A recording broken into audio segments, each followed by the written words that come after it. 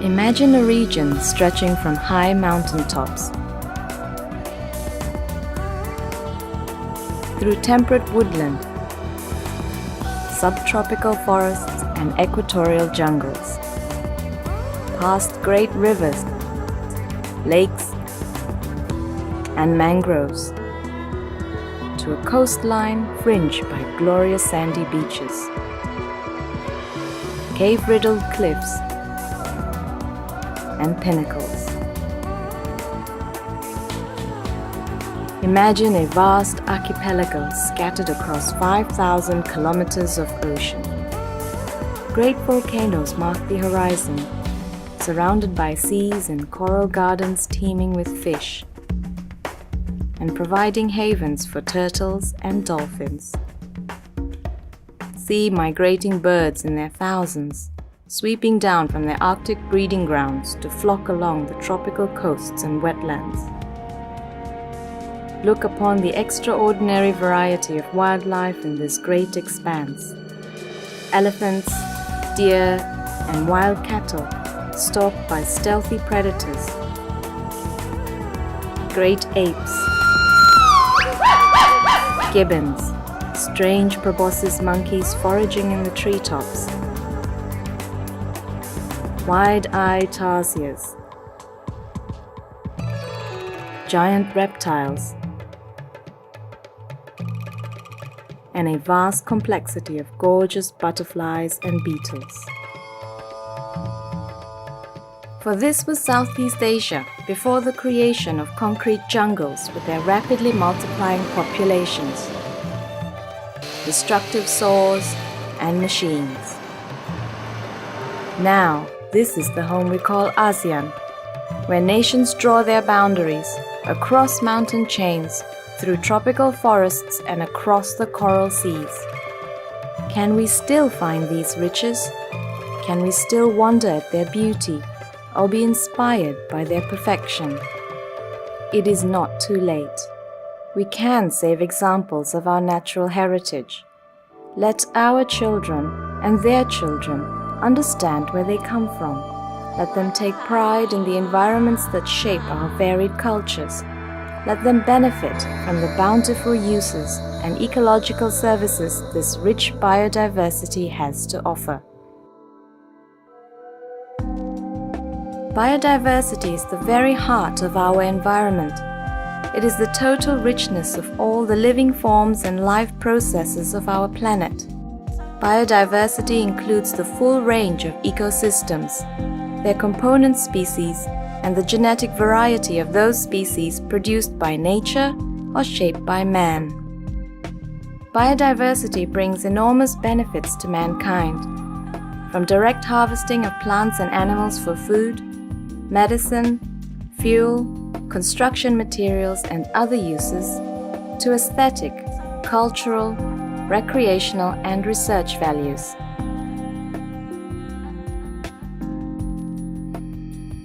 Benefits to ecosystems include climate and water regulation, the creation and protection of soils, helping to reduce floods and soil erosion, shoreline protection, and providing natural controls of agricultural pests, all of which promote creative evolution. Within the ASEAN region alone, These services are estimated to be worth $200 billion per annum. Biodiversity is our wealth. It is our shared natural heritage. The natural world is not just a collection of magnificent and wonderful species. The people of ASEAN also depend upon the vast biodiversity around them to supply their daily needs. Millions of people depend on sustainably harvested fish, timber, and fruits for nutrition and their livelihoods. It's been estimated that 80% of the income of the rural poor is derived from the local biodiversity. Wood remains the most common fuel throughout the region. In fact, much of the leap in development of the countries of ASEAN during the period of 1970 to 1990 was founded on the sale of commercial timbers. Evidence of man's dependence is everywhere.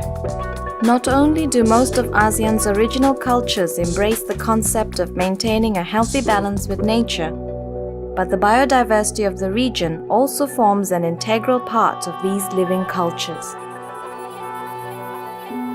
The peoples of ASEAN have domesticated the elephants and jungle fowl. They've trained the monkeys to collect coconuts.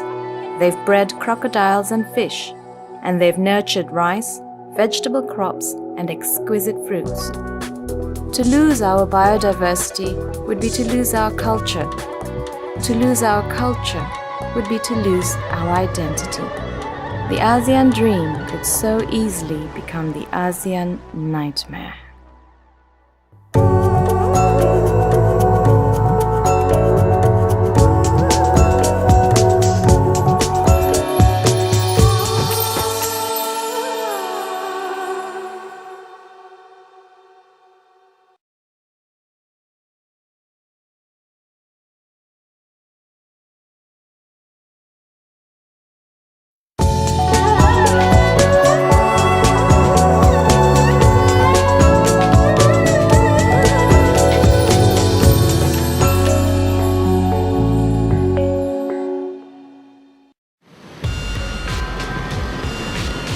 Today, this biodiversity is fast becoming endangered by modern development and by the sheer pressures and demands of a growing human population.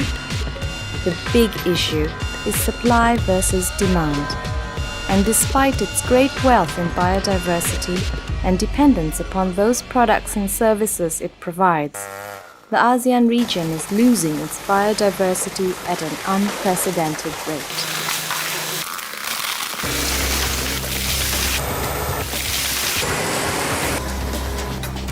Forests are being cleared for timber and agricultural development. Seas and coral reefs are being overfished, damaged and polluted, with valuable species being collected unsustainably. Wherever man has destroyed too much forest cover, destructive floods and droughts are a constant reminder of the vital importance to better protect this biodiversity. More and more new threats to our environment are emerging. Ecotourism attracts many millions of visitors each year, largely to enjoy the beautiful scenery, vivid culture, and fascinating wildlife. They bring important foreign revenues into our economies, but without proper management, they can also bring about the destruction of the very habitats they wish to see.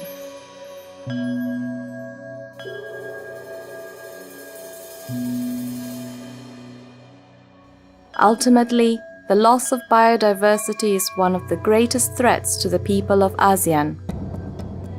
Extinction is forever, and with every species lost, the natural ecosystems they once called home become biologically poorer.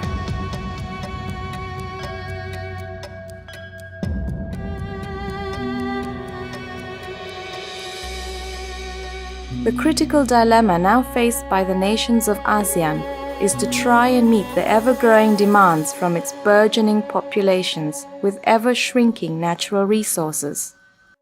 ASEAN's total human population is over 500 million people. In fact, the ASEAN region takes up only 3% of the world's surface, and yet it hosts more than 20% of the world's biodiversity. And while many of these species are common to several countries, ASEAN as a whole is biologically distinct from the rest of the globe. Much of this living heritage is ASEAN's alone. The need for these countries to collaborate in their efforts to protect biodiversity is obvious. 9 of the 10 countries of ASEAN share the same rich seas and fisheries. 5 countries of ASEAN are linked by the meandering Mekong River. 3 countries share the great island of Borneo.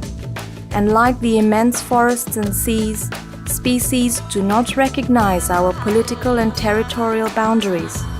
They pay no attention to borders. With the development of these diverse nations, it's clear that whilst each country must share the right to exploit these transboundary resources, they must also accept the shared responsibility for conservation with their neighbors. Dr. Mandita Lim is the chairman of the ASEAN Working Group on Nature Conservation and Biodiversity. ASEAN needs a collaborative program because we share common resources which need to be protected in a way that's common to all of us. When I see the villages here in Laos, I can easily imagine I am back in the Philippines. Even many of the plants are exactly the same. As I travel around ASEAN, it is marvelous to appreciate the diversity of landscape and fascinating local species. But actually, I really am struck by the so many similarities that we share across such a large geographical region and between different ethnic groups. Through cooperation, the countries of ASEAN can pool their knowledge, make better use of their species, and find fair ways to share the benefits. All these countries have responded in their own ways. As signatories of the Convention on Biological Diversity, as members of several other international conservation programs, by controlling the trade in wild species, and by setting aside their own networks of protected areas. Finally, in 1999, the recognition of this shared responsibility spawned the development of the ASEAN Regional Center for Biodiversity Conservation, a forum for cooperation and information exchange, and the forging of a stronger ASEAN voice on the international biodiversity stage.